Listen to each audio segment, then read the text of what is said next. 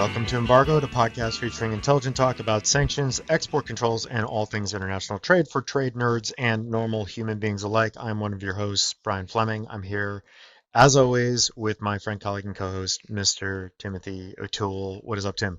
What is up, Brian? Lots of Russia, Iran, and other topics today. We're hitting three of our favorites today. We're hitting Russia, Cuba, and Iran. No China, but three of our favorites today. So it's going to be, I think, a pretty succinct episode by our standards. We say that all the time, and we We're going usually to be fail to stick to that. concise today. We're going to keep it swift, keep To the it point. concise. Yeah, we're going to try. Thank you everybody for joining us for what is a landmark episode of Embargoed, episode 50. We have the champagne on ice to uncork after the episode, and Tim's going to use his champagne saber on the bubbly to let that loose after. But no, thank you to everybody for joining us. As always, we appreciate hearing from everybody the past few weeks. We are a little off our normal schedule, in part because it's now sort of summer travel, business travel, all kinds of other things that are sort of pulling on our time at the moment. But this is our mid-June episode. We're recording on June 15. This will be up sometime probably first half of next week. And so, a few pretty significant things to check in on here, as I said, in a few of our favorite countries for various reasons. So I'll go ahead and get us started with the normal caveat, which is we're not giving legal advice. No confidential information is being discussed or disclosed. Any and all opinions you hear on the program are mine and Tim's. If you don't like them, blame us.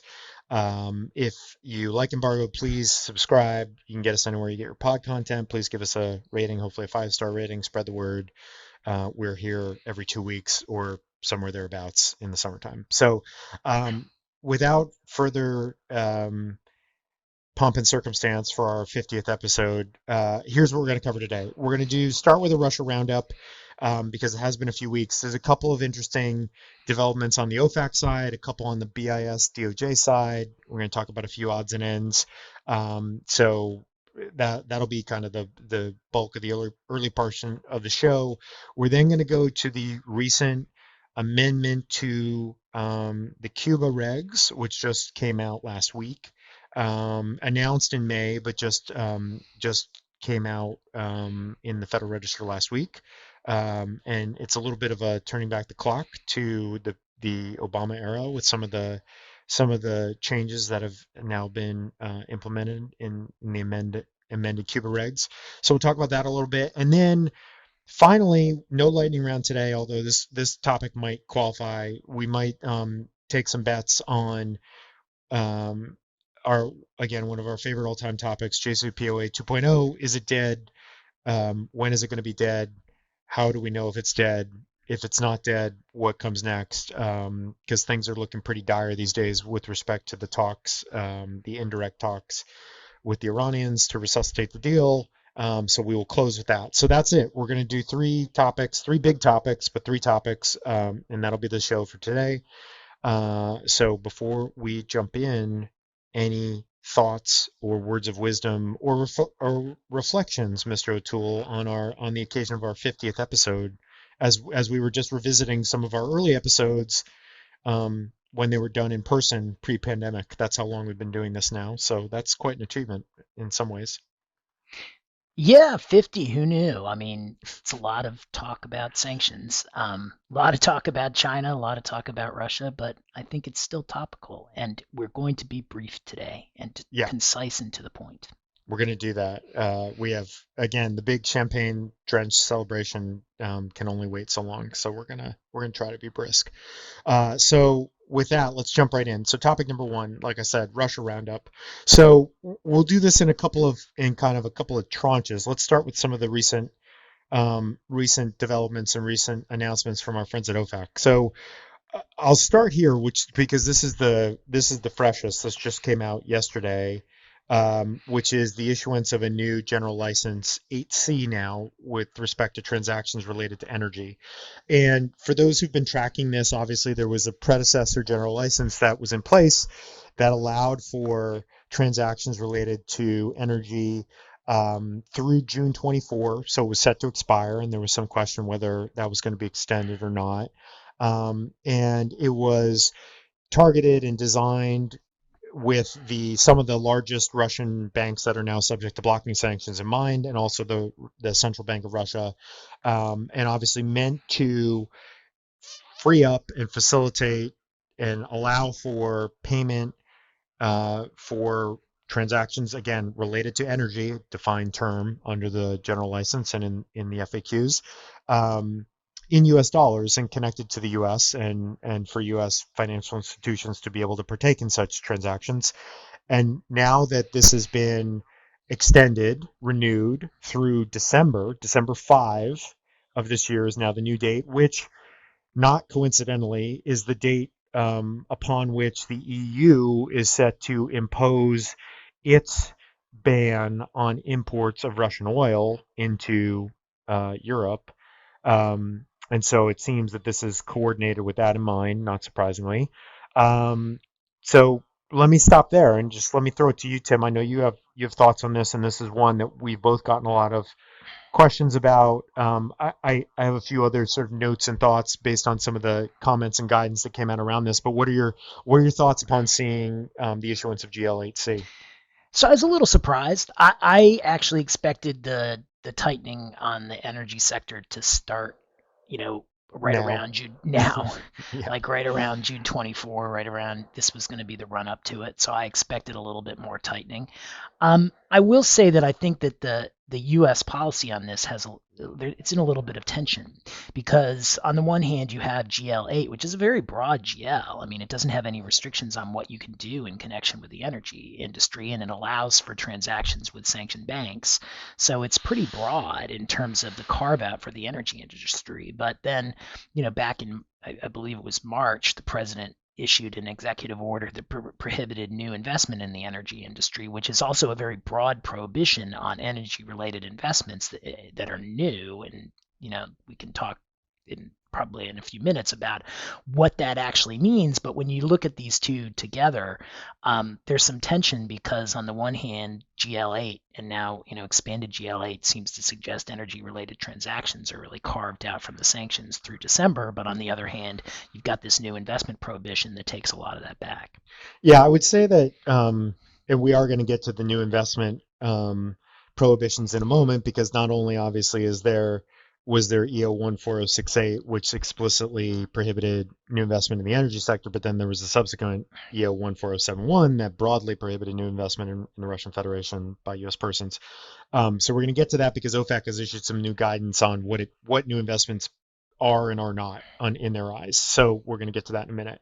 I would say to that point, there is an FAQ that was issued in connection with GL8C that basically says the new investment prohibition still stands. So don't Right. don't be mistaken. This is not a sort of this does not override or overcome that. So don't be mistaken.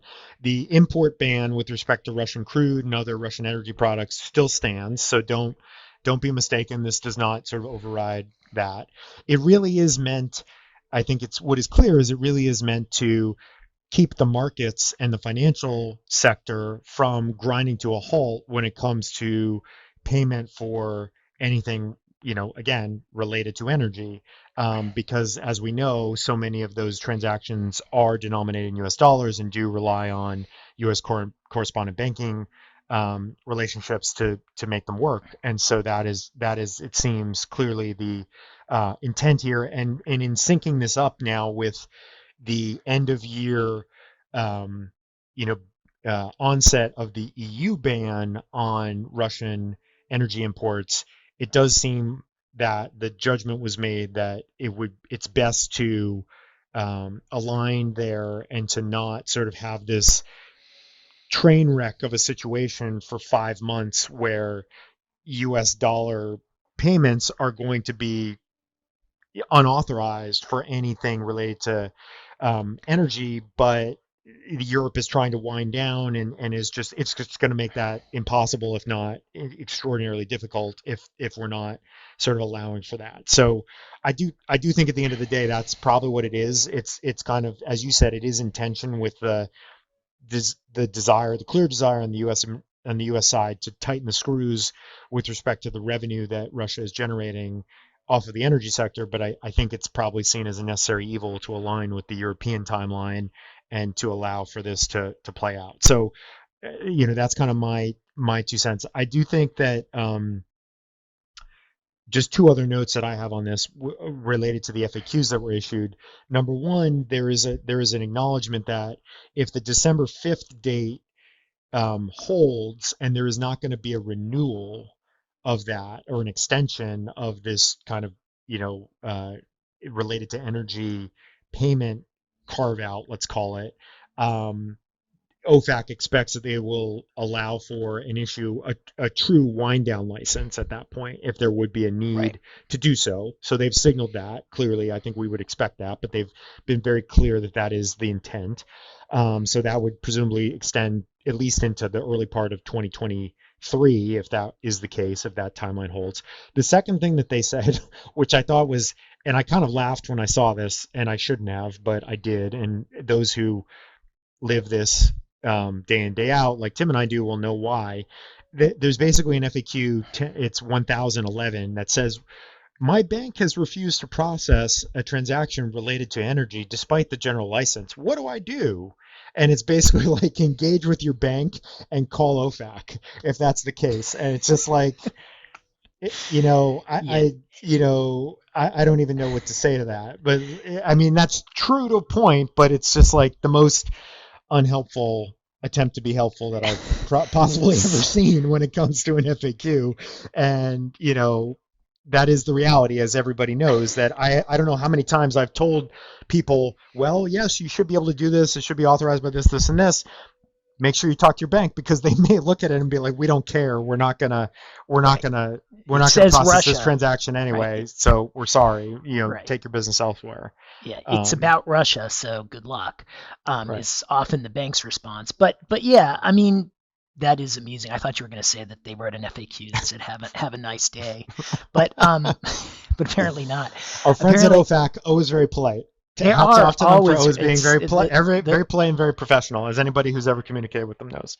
OFAC and manners are go hand in hand Synonymous, and yes. synonymous. But I think it is amusing that there that was in an FAQ that, what do you do if your bank doesn't doesn't allow for this, even though it's authorized by GLA, which is a very common situation. I mean, I had a question that I put up in front of OFAC about the oil import ban and the kind of the wind down provisions that expired in April, and I put the question to them in, I think, mid March, and I got a response like last week in June after the wind down license had expired, and the question was about this April wind down license that told me, oh, we're just getting to your question now. Go seek a special license. So it's like the idea that, just call OFAC and it'll all be fine, or Right. work it out with your bank is n- Yeah. not a helpful Yeah. form of guidance. As I mean, the true nugget here is that, to the extent that this is not already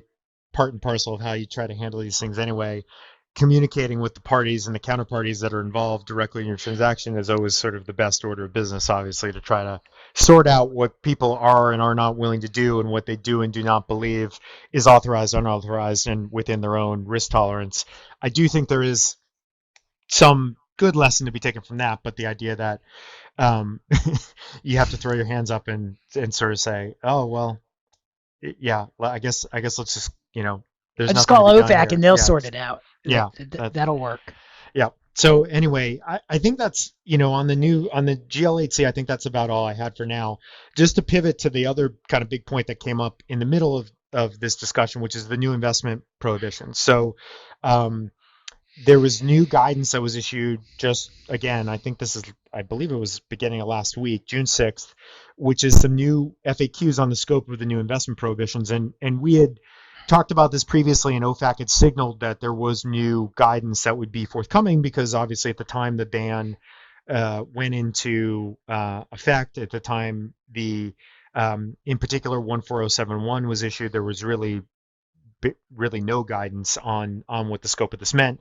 There is now quite a bit of guidance, I would say, sort of on the flip side of the FAQ we were just talking about, on the scope of the new investment ban, what is covered, what is not. I'm going to run through just a couple of highlights here really quickly, and then I'm not going to try to get to everything, obviously, but a few things that jumped out to me, and then I'll flip it to Tim.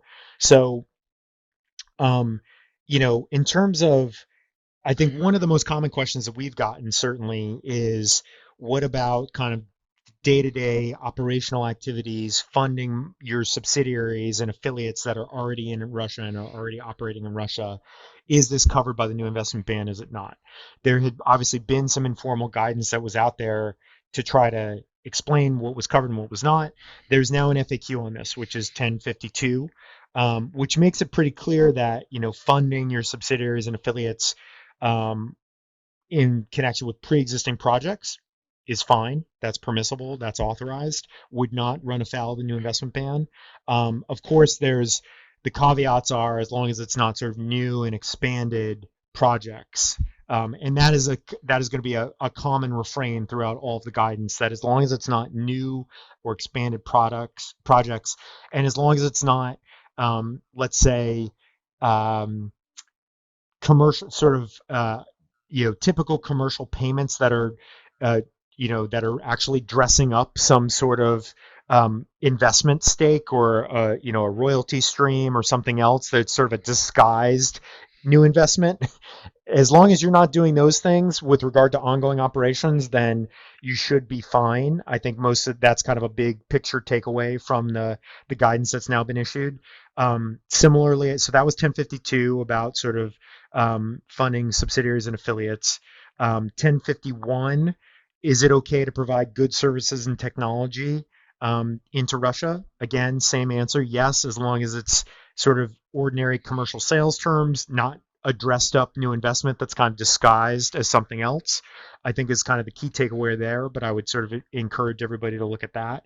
And then, very helpfully, there's two FAQs at the very that go to the real heart of the matter. One is, what is kind of acceptable, kind of covered, maintenance activities that would fall outside the scope of new investment. That's 1050, and that it says explicitly new investment excludes the following, and then there's a number of examples that are articulated there, which I think is very helpful. And I've already, had that discussion with a number of clients who, in the run up to this guidance, we've said, it seems our interpretation is based on past practice, based on what we've heard from OFAC, it seems that this would be excluded, but now I think it's a little easier to be able to compare the list of items to what is carved out, what's excluded, and help people make judgment calls about that. And then 1049, which is explicitly what is new investment, and boom, boom, boom. And then by negative implication, what is not new investment, some of the things that are already covered elsewhere in 1050 and 1051 in terms of services and goods and technology and maintenance activities are sort of covered there. So those are sort of the big ones for me. I think those kind of go to the core of the heart of the matter. So let me throw it over to you. But I thought overall, fairly helpful. And for anybody who hasn't focused on this yet, or hasn't sort of really dug into what is contained in these FAQs, who's been wrestling with this, or who is wrestling with this on a sort of ongoing basis, would certainly encourage you to do that, because I do think that there's some helpful examples given, and some inferences that can be taken away from what's now put in these FAQs. Yeah, I thought the guidance was overall both pretty good and really directed at what really are frequently asked questions. So these are the questions that we've been seeing, and these were the questions that we've now got relatively definitive answers to from OFAC. I thought the answers actually came out where I would have expected them to come out as well. There was nothing kind of really aggressive or surprising about them. They interpreted these words basically the way that we thought that they would be interpreted.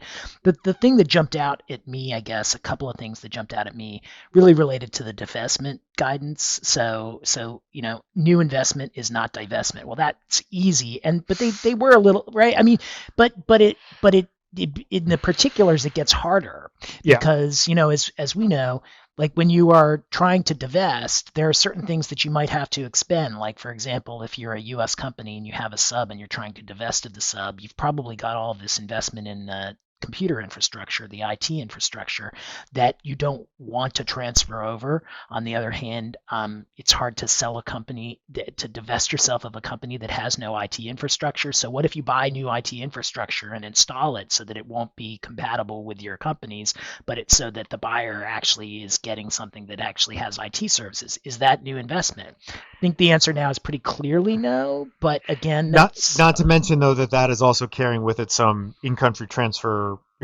BIS, completely. If you've got EAR items licensing subject to the issues. If yeah, EAR, and exactly. it's So complicated. It gets it's more a mess. complicated at the Yeah, margins. But I think yeah, that this guidance kind of gave you the OFAC perspective, which is divestment is what we want. yeah. The other thing that was interesting to me about it is that, well, from the U.S. side, that's divestment. It's also new investment in Russia. Now, if it's new investment by the buyer is making a new investment in Russia, is if you are, and so they made very clear in that guidance that if you're selling, you can do a lot. If the buyer better not have any U.S. nexus, because the buyer, if it has a U.S. nexus, is likely engaging in new investment in Russia. And so I thought that That's that prohibited. dichotomy Yeah. was pretty interesting, and making clear that U.S. persons couldn't have any real involvement with the buyer. So like if from a transactional perspective, if you're working on this transaction to sell, you can represent a seller from the U.S., but you as a U.S. person would have a much more difficult time, either as a lawyer or as some sort of professional working on the transaction representing the buyer in the same transaction. And I thought that that was kind of interesting that they went down to that sort of granular level in the guidance, in talking about kind of the line between new investment and divestment. Yeah, one sort of similar one that also jumped out to me that I'll just mention here at the outset was, which is I know another one that you and I both gotten questions on, is 1055, which was talking about whether or not the new investment prohibitions reach um, lending of funds, purchasing equity interest to entities located outside of Russia, outside the Russian Federation. Yep. And the short answer is no, with some caveats. And then there's the guidance that talks about whether the funds are intended for new projects or operations in Russia. So whether this is kind of an end run around the Right. direct investment ban, or whether they are the revenues of the entity located outside Russia are not predominantly derived from investments in Russia.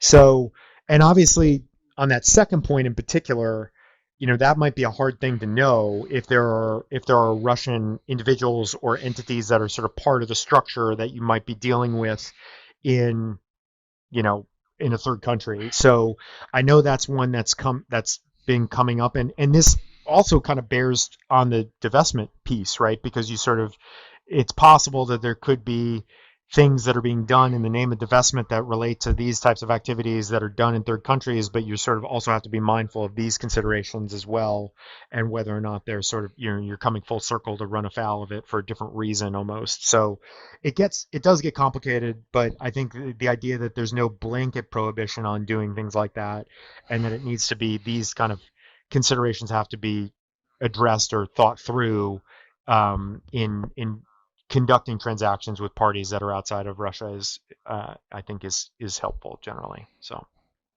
okay, with Absolutely. that, let me pivot now to the second piece of our Russia conversation, um, which is more BIS and DOJ focused actually. So a couple of other things that have happened since our last recording. So one I'll mention quickly, and then one I want to talk about a little bit more in depth, which is there was another big massive addition to the entity list that happened at the beginning of June. 71 new entities, additions to the entity list that came on June 2nd, and those are Russia and Belarus focused. And so, and I think I saw at the time, I don't remember if this is in the press release or somewhere else, that there's been over 300 new additions to the entity list. So, since the beginning of the invasion of Ukraine. So, BIS and the ERC have been quite busy in that regard. And, I think we're going to continue to see a steady drumbeat of those big tranches of additions that are happening on a fairly regular basis as long as this drags on. So that was just one thing to flag. But the one that's maybe a little more interesting that I wanted to talk about was the seizure warrant that was issued for two aircraft that are owned by Roman Abramovich, and that was just issued. This was just, I think, last week that this came down, and it was DOJ that went to court in SDNY to get the seizure warrant.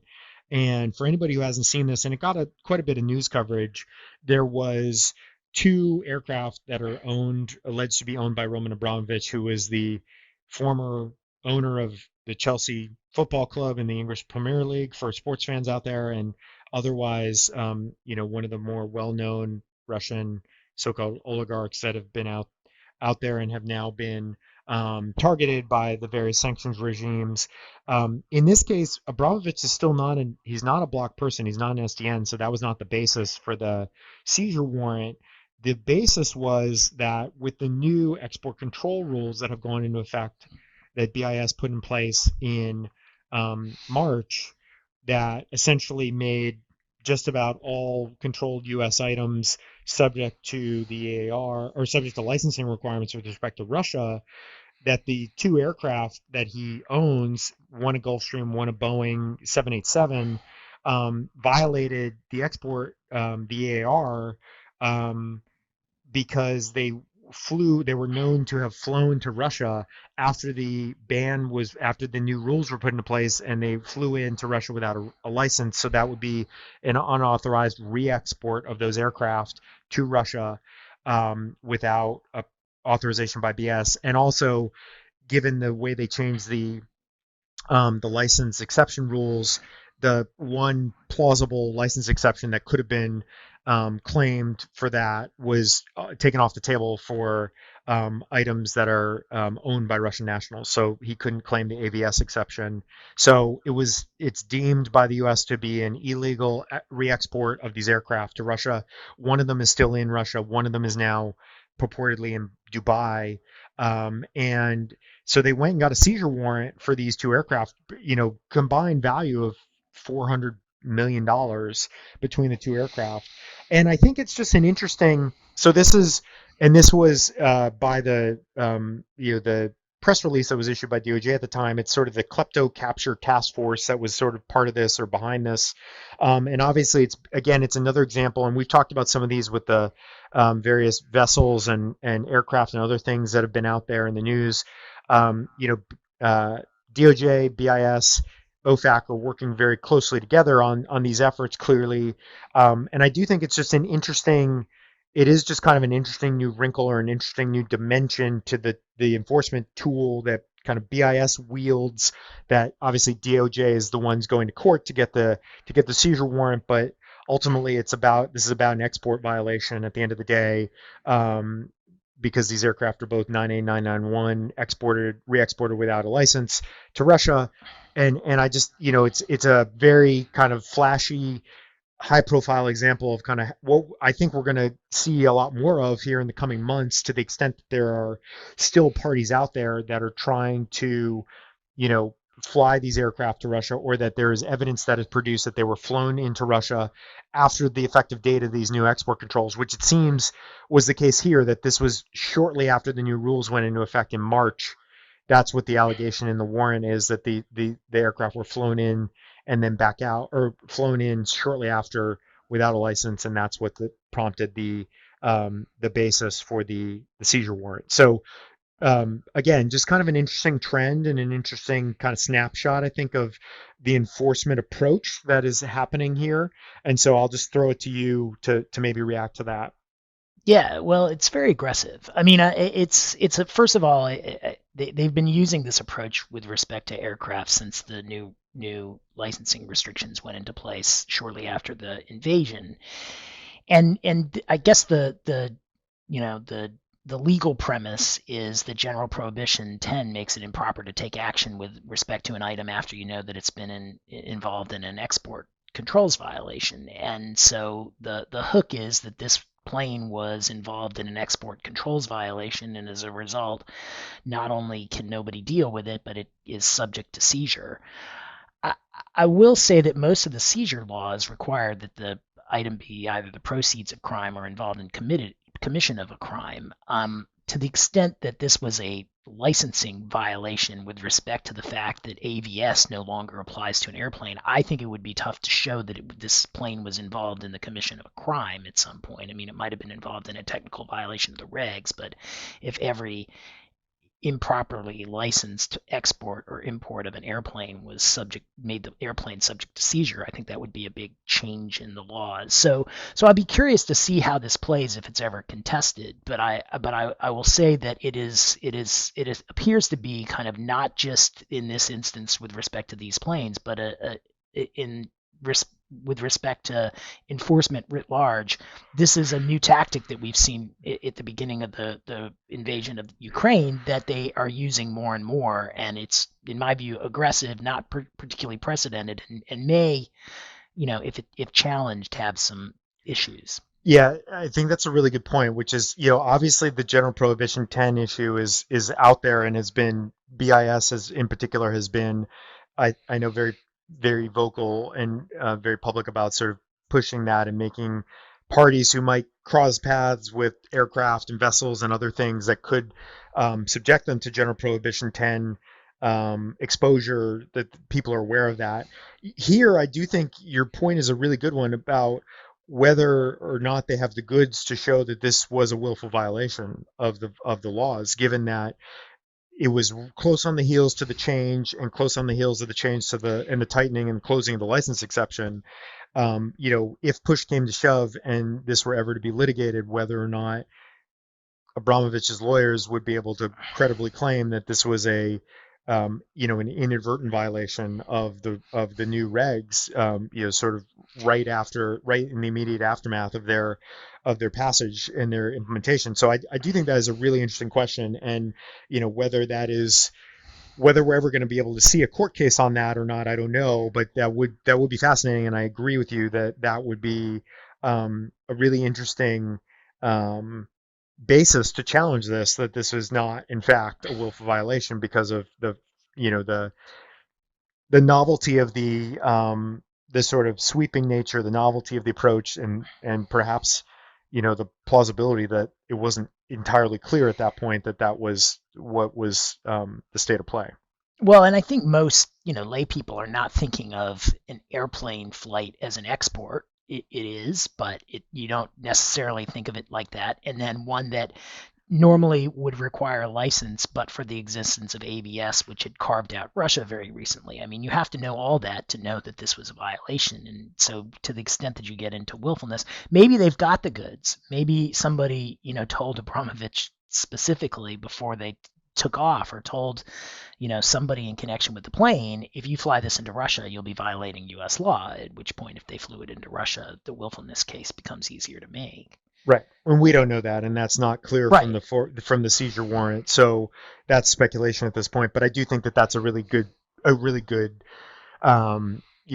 open question, perhaps. And if this does play out in a way where there's a challenge to this, and by the way, again, one of these planes is in the UAE and one is in Russia right now, so nobody's going to get their hands on these planes anytime soon.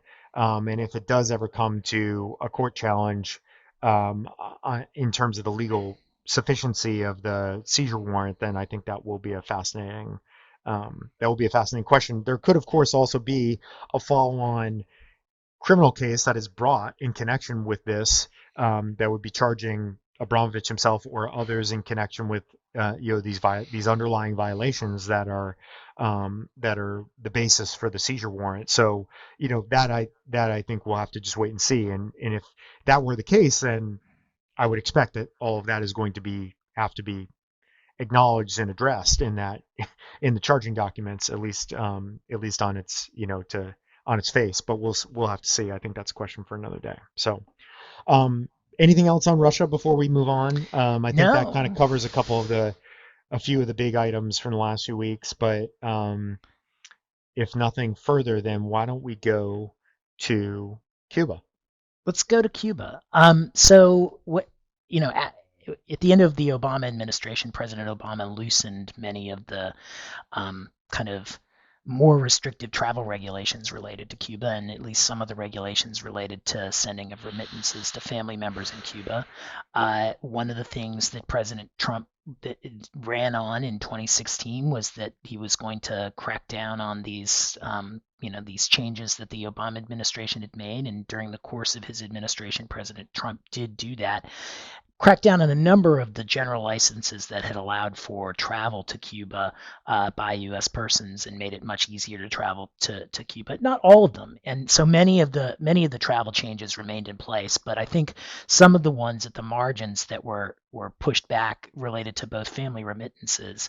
Was $1,000 cap that was placed per quarter that was placed on family remittances, and then with respect to travel, I think the most notable exception that the Obama administration created was one for people-to-people travel. That is, that although Congress has outlawed travel to Cuba for tourism, the president is authorized to grant licenses or general licenses that create exceptions to that. And so one of the exceptions had been that allowed, if you were going to Cuba and you were going to see people, then you could go under the people-to-people travel exception. It was a little bit more difficult than that, but that one read of it was that was really all you had to show to take advantage of that general license, and so that was why it was relatively controversial. The new regs, I think the most important part of the changes that the Biden administration made last week when they kind of reinstated some of the Obama changes was that they revived at least one part of the people-to-people travel general license exception. Now, there were two parts. There was one that required that where you could go with a group for people-to-people travel. So it was educational travel where you're going to be interacting with the Cuban people. But to take advantage of that license exception, you actually had to have a group that was supervised by somebody that was subject to U.S. jurisdiction so that there could be an enforcement mechanism, but also so that they could essentially be responsible for making sure that you had a full-time schedule of activities and it wasn't just kind of an excuse for a trip to the beach where you You could effectively wave had to Cuban you had a people. chaperone. You effectively had a Right. chaperone. Yep. Yeah, A and so minder. there were the two part. There was an individual people to people travel part under the Obama administration that really had, it was pure kind of scouts honor type exception that you could say, as long as you could check the box and say you were going to Cuba to meet with people and not to be a tourist, and that you would spend the whole time with a full-time schedule of activities meeting with people, you would be able to fall within that exception. And so that there was some suggestion that that was not what was really going on, that was kind of the tourist exception, and that one hasn't been reinstated. It's just the chaperone exception for people to people travel, and some changes in the remittances and some loosening at the margins with respect to Cuba travel policy generally. So we're still not back into kind of the full-fledged Obama era where it looked like the embargo was really starting to melt away. We're more kind of somewhere in between the Trump rollback and the Biden reinstatement. Yeah, I think I don't have too much more to add other than to say, um, yeah, I think the people-to-people exception, as Tim alluded to, was one that kind of got a lot of sideways glances and chuckles because people sort of understood that to be kind of almost a de facto tourism exception, even though it was not styled as such and was in fact, just disclaimed to be exactly that. And they're sticking to that clearly. I think if anybody wants to understand sort of what the new changes to the regs really are, I would encourage anybody to dig up FAQ 1056, which is sort of a nice. There are statements by the State Department and OFAC and others about sort of what has happened in support for the Cuban people, and clearly that is the underlying message here is that we're intending to hopefully show our support for the Cuban people. We spoke, I think it was, I can't remember when this was, last year when there was sort of the crackdown on the pro-democracy protesters in Cuba and some other things and sort of what the regime was doing and prospects for any sort of return to maybe Obama era Cuba policy at OFAC or otherwise.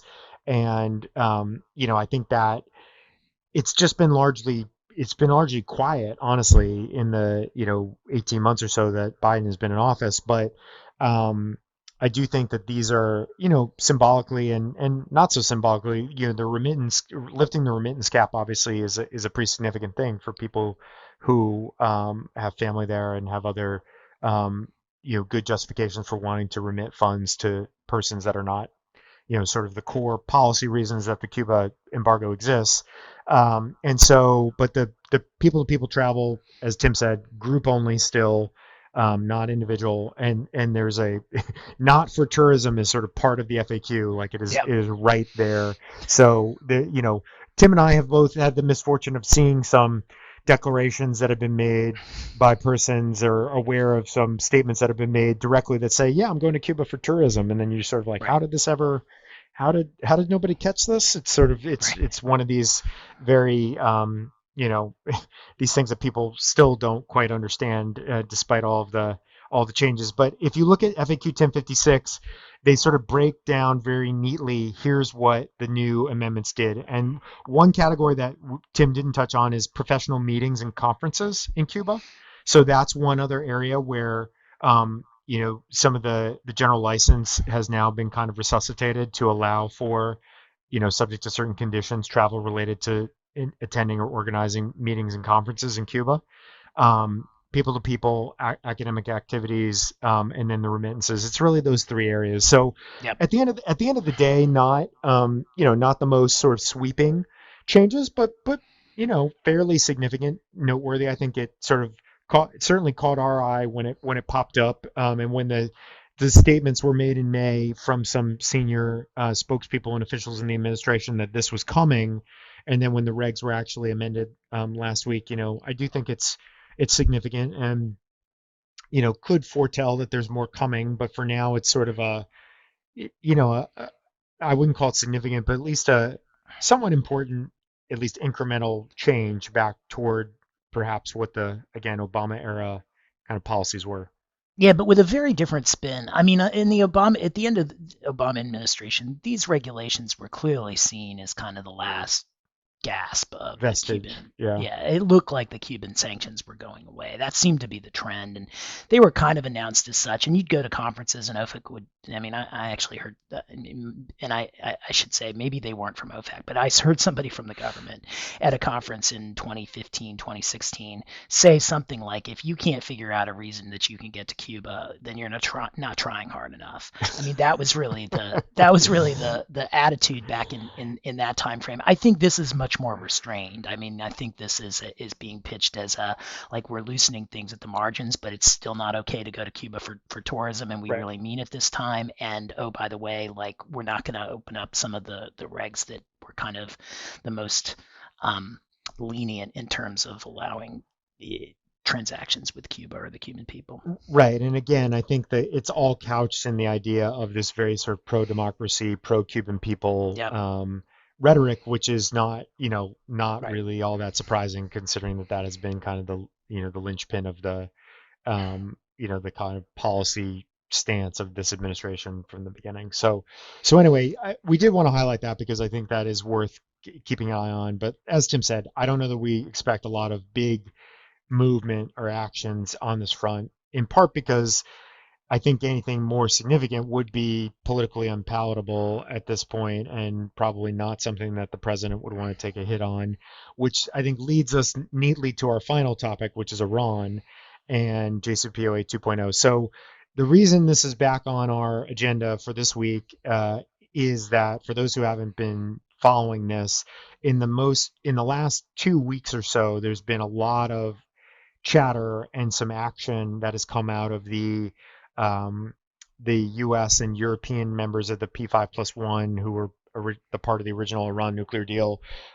relating to Iran's efforts to prevent the IAEA inspectors from being able to get into various sites, and then somewhat dramatically the announcement that Iran was going to dismantle or take down the cameras that were at various sites for monitoring purposes. That was kind of a key element of the deal on the front end, that these cameras were going to be there and were kind of the eyes and ears and a failsafe so that the Iranians couldn't skirt their obligations in terms of what they were doing at these various sites. Well, the Iranians have now done that. They've announced that they're doing that. They're taking down the cameras. They're sort of going to prevent any kind of ongoing monitoring for the moment. They've been sort of rebuked, at least lightly, at the UN. There's a lot of rhetoric flying back and forth. At the end of the day, I think this kind of boils down to a couple of couple of things. One is, we thought, it seemed months ago, that maybe the stalemate had been broken and there was about to be a deal. Honestly, I think Russia invading Ukraine kind of took the wind out of everybody's sails, and that sort of has distracted the group that would be responsible for this from really focusing on that to some degree. That's at least one reason. I'm not saying it's the only reason, but that's one reason. And then, the talks to date have all been indirect, as we've talked about before. The Iranians won't sit down with the U.S. or vice versa. So it's all going through the Europeans and the Chinese and the Russians. And, that's just not a very effective way to negotiate something as complicated as what's contemplated here, which is to, revive this deal or to have a, version 2.0 of this deal. The other thing seems to be, at least to hear it, this seems to be the received wisdom at this point, based on all the reporting and some of the comments that have been made, is that the fact that the IRGC was made a foreign terrorist organization and the U.S. refuses to budge on removing that label is a sticking point, and that the Iranians are insistent that that has to happen, and that the U.S. says, no way, we're not going to remove that. And whether I mean, I think the sort of sad reality is that, as a practical matter, for the U.S. to do that, to remove that label, would not really make any difference whatsoever. The IRGC is going to remain blocked. They are going to remain subject to sanctions. But symbolically and politically, in the U.S., it would be seen as a massive sign of weakness by the Biden administration, which is already perceived as being too weak on these issues by many, and I think is probably a political L that they cannot bear to take at this point. And so I don't think that that is really a realistic option to have that happen. And the Iranians claim, at least, that that is, sort of a deal breaker for them, and that they're not going to be willing to get back into the deal unless that happens. And of course, in the meantime, they are days, if not weeks, away from being able to have a breakout timeline that would really be troubling, based on their enrichment activities that have been going on for the past, couple of years, since they effectively ceased complying with the deal when the U.S. dropped out. So that's kind of where we find ourselves now. I think I'm done pronouncing this dead, because somebody made a good point in one of the commenters or articles I read, which is, there really is no plan B. Plan B is, I suppose, that the U.S. says, we're walking away from the indirect talks and we're going to maximum pressure 2.0. That is, I guess, plan B. I don't really know what plan B is. And unfortunately, we're in this position, the U.S. is in this position where this is kind of, lingered and sputtered and on and off, and it seems like we're close, but we're not close. And who has leverage to actually get this done? And really nobody does, maybe, until there's a true crisis point that we reach, which, we're not there yet, it seems. So I don't know. I'm sort of done declaring this dead, even though I think I was on record as saying, 10% or less likelihood that we ever get a deal done. But I don't think that maximum pressure 2.0 is really palatable for this administration either. And also, there's the good point, which is the bandwidth that is being sucked up by the Russia-Ukraine situation. I don't know that there's the bandwidth in the U.S. administration to deal with another, true crisis at this point. Uh, so I think they would rather kind of keep things backburnered and status quo-ish, and just sort of hope that there might be, an alignment of circumstances that allows some deal to get done at some point in the next 6 months, next year. I don't know, but yeah, I don't know. So in any event, we felt like we had to talk about this because it has been getting a lot of attention recently. But let me throw it to you, Tim. What are your kind of thoughts on where things stand and what could potentially break the stalemate at this point? So I was ready to throw in the towel and declare game over.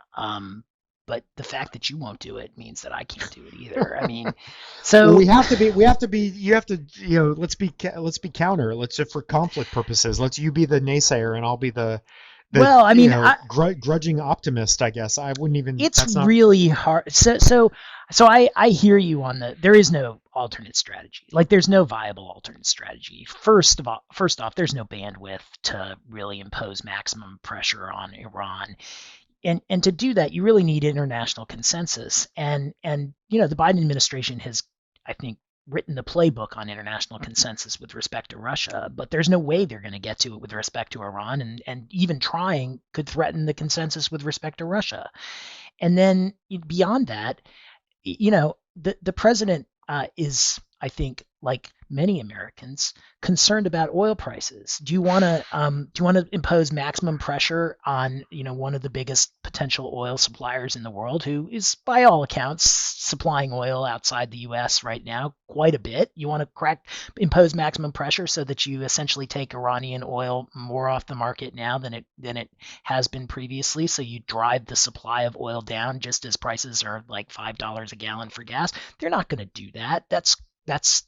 That was part of the reason that I thought that there was a chance for a deal, is that because of the Russian crisis, Iranian oil is looking a little bit more tempting, as is Venezuelan oil, and which is why we're hearing rumors of a deal in Venezuela. I mean, still not there yet, but potentially getting there. So I always thought I was optimistic about the chances for this, but now that um, Iran is so close to a nuclear weapon, uh, the the the incentives for the U.S. to get back into the deal are a lot less. I mean, it was all about keeping Iran from getting a nuclear weapon, and that was working, which was why I think it was a disastrous idea to drop out. But now that Iran is most of the way there, it's not clear to me you're going to get the benefits of the deal from the U.S. side. And from the Iranian side, like, the benefits are really difficult to understand. I mean, unless the U.S. goes back to maximum pressure, they're at a point where they're able to sell some of their products without fear of secondary sanctions right now, and meaningful fear going forward. And if let's say the U.S. gets back in and we sign a JCPOA 2.0 in 6 months, so let's say January 1st, 2023. What happens when President Trump's second term begins in January of 2025? Like 2 years later, you've got somebody coming into office. That deal is dead. So the Iranians at best get 2 years unless President Biden is reelected. And if you go to the betting markets, the chances are not very good of President Biden being reelected. I mean, if you just kind of put your finger up to the wind, the chances aren't that good of President Biden being reelected. And President Trump is the presumptive favorite to be president again in 2025. And so why would the Iranians enter a deal that it has a 2 year shelf life if everything works out perfectly, when the status quo isn't hurting them that badly? Like, I don't see it anymore. But now that I've finally thrown in the towel, I'm sure that that's right when JCPOA 2.0 will get signed. Yeah, I mean, again, we have no answers. We're just wildly speculating here, but in some ways, it's worth remembering that for many years this really was the top priority of the U.S. from a sanctions policy perspective and end game, and it's in this sort of odd stasis period where it's not sort of fully functioning as intended, but it's not sort of fully collapsed yet. And so I agree that the incentives, in terms of aligned incentives, it seems that every day that goes by we're just farther and farther apart from that being the case. And how those things get reconciled in the quickly enough to justify doing this, when the significant risk exists that whether it's President Trump 2.0 or any non-Biden person, any non-Joe Biden in the White House, on the Republican side, I think it's the same outcome, right? So whatever it may be, Yep. I think we're in the same place, and so there's a not insignificant chance that that is the reality in 2025, and I just don't know how anyone could get comfortable that there's going to be enough certainty around any of this, going forward, or that there's really much to be gained from it at this point. So I agree. I mean, I think there's a lot of reasons why perhaps now it won't happen, despite sort of what sort of looked there for a while like a lot of alignment of interests. But Both yeah, I think sides really wanted it. I mean, I'm still convinced of that, but they each kind of out negotiated the other, and so it's not going to happen. it seems that way for now. Although again, something could happen to sort of upend the apple cart, and who knows? And a lot of the experts sort of think that the camera removal thing is just sort of a lot of high-profile posturing by the Iranians to try to kind of create a crisis, create leverage, etc., which makes a lot of sense if you think about it big picture wise. But at the same time, to Tim's point, they are by all accounts not that far from having enough enriched material to create a bomb, and so I don't know, every day or every week that goes by where that gets closer and closer to reality, I just don't know.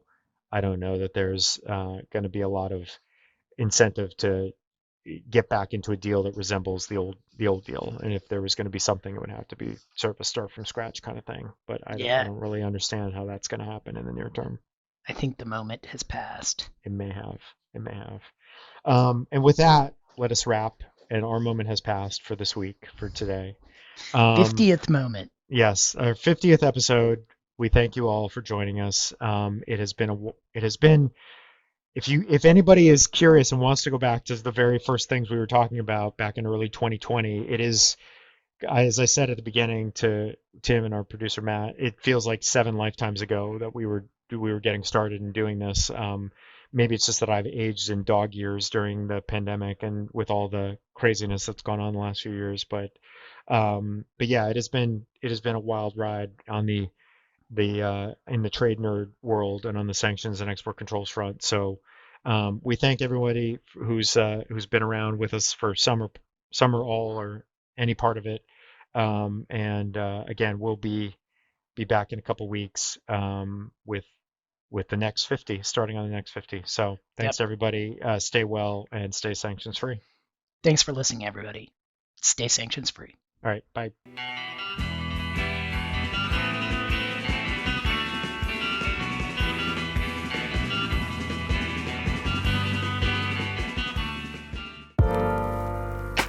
This podcast was produced by Heartcast Media.